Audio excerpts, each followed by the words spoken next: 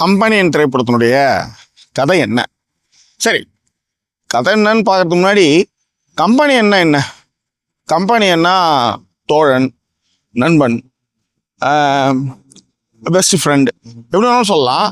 ஆனால் கம்பேனியன் அது ஒரு மனுஷனாக இருக்கணும்னு அவசியம் இல்லை. இப்போ he is my best companion அப்படின்னு சொல்கிறோம். உடனே நம்ம என்ன பண்ணுறோம்? அவன் எனக்கு ரொம்ப நல்ல ஃப்ரெண்டு, ஒரு நல்ல துணைவன் அப்படின்னு சொல்லுவோம். ஏ டாக் இஸ் ஏ லாயல் கம்பேனியன்னா அது ரொம்ப உண்மையான தோழன் எனக்கு அப்படின்னு பொருள்படும். ஸோ கம்பேனியனுக்கு இதுதான் அர்த்தம், ரைட்?